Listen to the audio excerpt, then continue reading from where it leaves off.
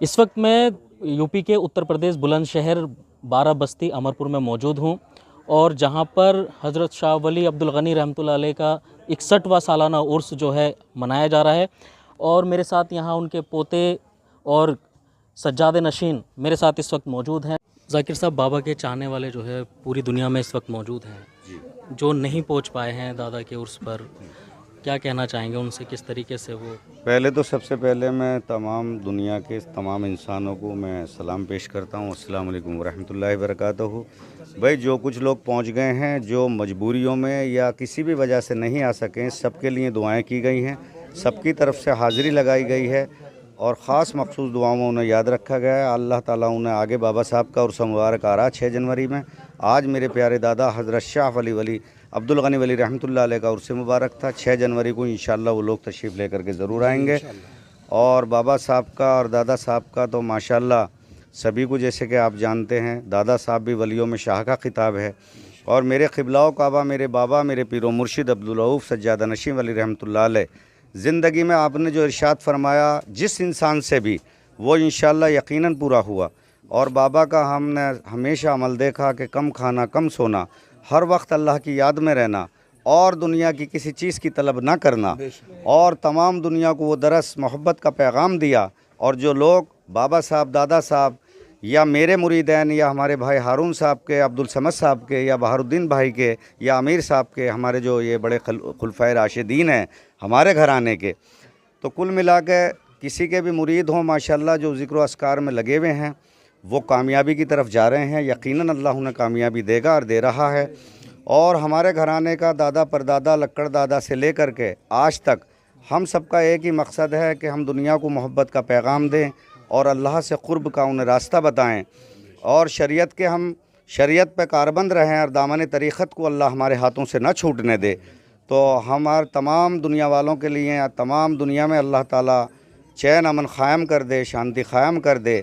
और जहाँ नाहक खून बहाया जा रहा है, कोई भी नाहक खून बहा रहा है, उसे हिसाब तो देना होगा अल्लाह के यहाँ। अल्लाह ताला उनके आँखों से गफलत का पर्दा हटा दे और आपस में मोहब्बत और इत्तफ़ाक़ दे दे। क्योंकि मेरा रब जानता है कि हमें उसने एक आजमाइश के लिए यहीं सबको भेजा है।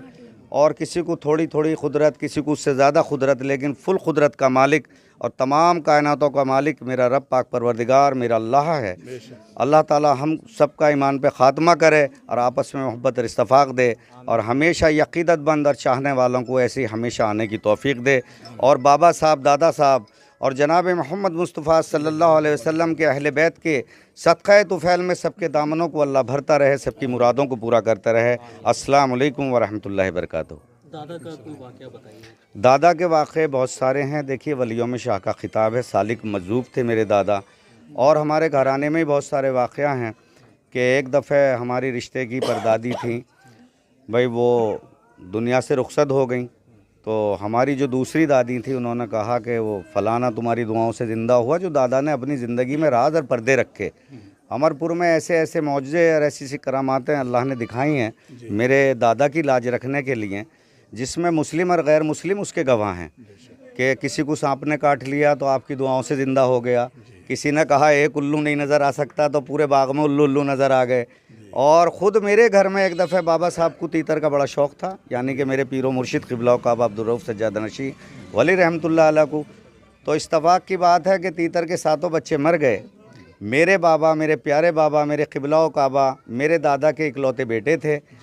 8 बेटों में इकलौते बाबा साहब ही क़ायम दायम रहे।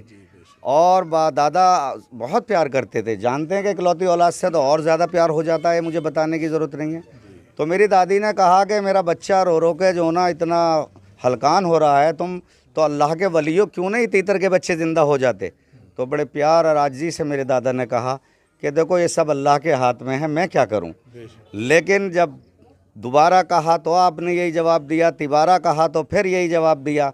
दादी ने जोशो खरोश में आके वो चूल्हा, जैसे बोलते हैं गांव देहातों में पहले चूल्हे जलते थे, वो चूल्हे की बक्कल में को फेंक दिए। 7 बच्चे कुल बुला के बाखुदा जिंदे हो गए। अल्लाह गवाह है, 7 बच्चे ज़िंदा हो गए। उसके बाद में बाबा साहब ही हमें किस्से बताते थे सारे। एक बच्चा अगले दिन ख़त्म, दूसरा ख़त्म, तीसरा ख़त्म, चौथे दिन चौथा ख़त्म, कुल मिला के 7 दिन में 7 ख़त्म। और उन्हें सब्र भी आ गया।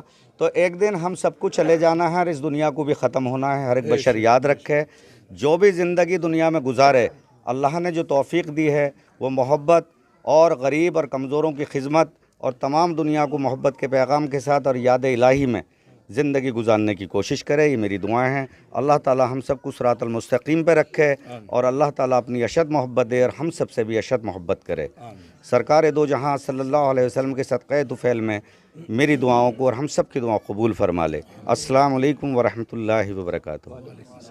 वलियों में जो शाह वली हैं, क्या मर्तबा रहता है और क्या फ़र्क है इसमें?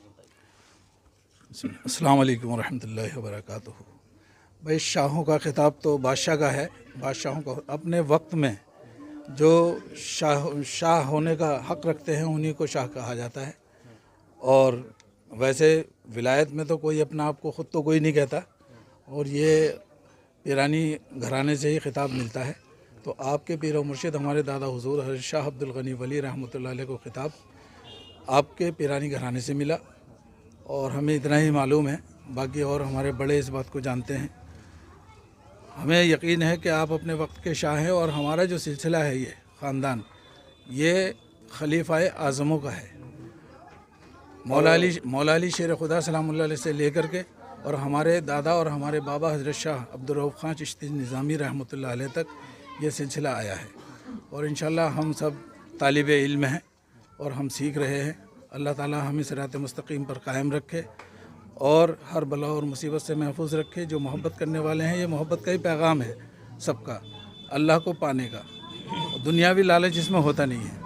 वाजिद साहब, फिर मैं एक बात और बतानी चाहूँगा जो मैं बता नहीं पाया, और इस बात को पूरी दुनिया के अंदर अगर आप कोई चाहे तो मैं उनका फ़ोन नंबर भी दूंगा। एक दादा का माशाल्लाह और करामात का मामला बताता हूँ जो अल्लाह ने बहुत बड़ी लाज रखी। यहीं ज़िला बुलंदशहर के अंदर जगह है औरंगाबाद, वहाँ बाबा इफ्तिखार ऐसी हस्ती गुज़रे हैं, आले रसूल हैं आप, और अमीरों का घराना है, ख़ानदानी। जीवन अली शाह, मुराद अली शाह के ख़ानदान से आप उनकी औलादा में हैं।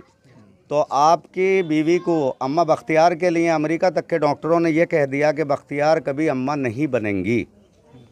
तो जब ये कह दिया तो बाबा इफ्तिखार तमाम जो उनके जहाँ तक पहुँचती तमाम अल्लाह वालों को और तमाम साधु संत महात्माओं से दुआएं करा चुके थे और आप मिल चुके थे।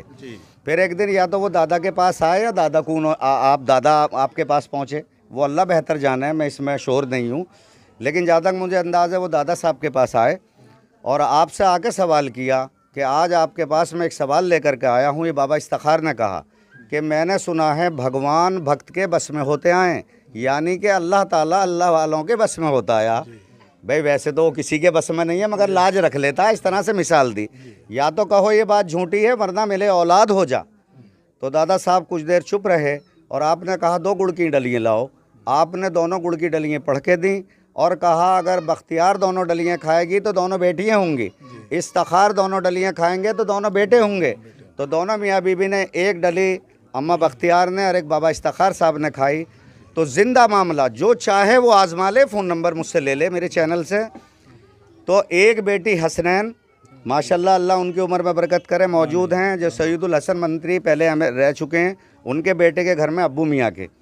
दूसरे चचा मेरे हिमायत अली, अल्लाह उनकी भी उम्र में बरकत करे, आज वो आए भी थे हाज़िरी लगाने के लिए, वो चचा मेरे मौजूद हैं। तो देखिए अल्लाह ताला वलियों की नहीं लौटता और लाज रखता है। तो ये माशाल्लाह देखिए इससे बड़ी ज़िंदा करामात क्या होगी। और अल्लाह ने उन्हीं से फिर उनका ख़ानदान फूल फल रहा है और फैला दिया। अल्लाह ताला सबको इन वलियों के सदक़े तुफ़ैल में हमें अपनी याद की तौफ़ीक़ दे, मैं तो ये दुआ करूँगा, और मोहब्बत और इत्तफ़ाक़ दे और दुनिया की खिदमत करने की तौफ़ीक़ दे। अस्सलाम वालेकुम वरहमतुल्लाहि वबरकातुहू। अस्सलाम वालेकुम रहमतुल्लाहि वबरकातुहू।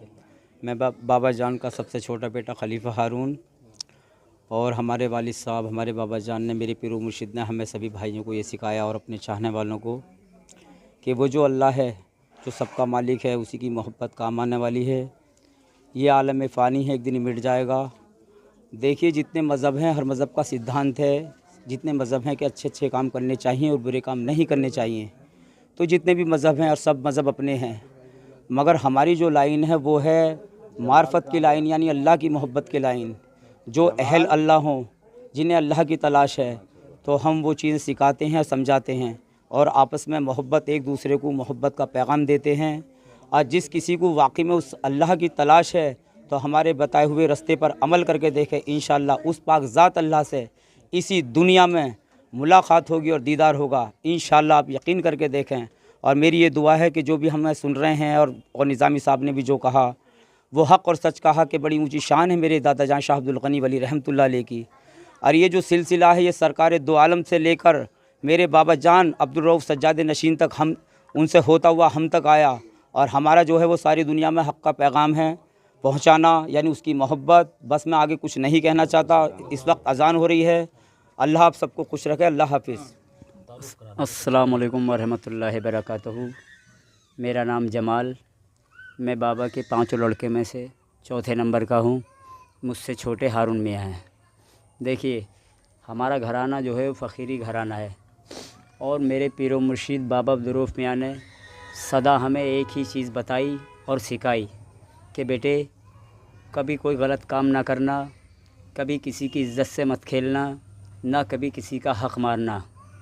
और मेरे बाबा अब्दुल रऊफ़ मियाँ कहते थे कि बेटे ये ज़माना इतना नाजुक और कठिन ज़माना है कि बेटे आज के टाइम में अगर कोई 5 टाइम का रोज़ी नमाज़ी परहेज़गार हो और उसके अंदर कोई ऐब ना हो तो वो इस ज़माने का वली कहलाएगा, क्योंकि ये बहुत नाजुक ज़माना है।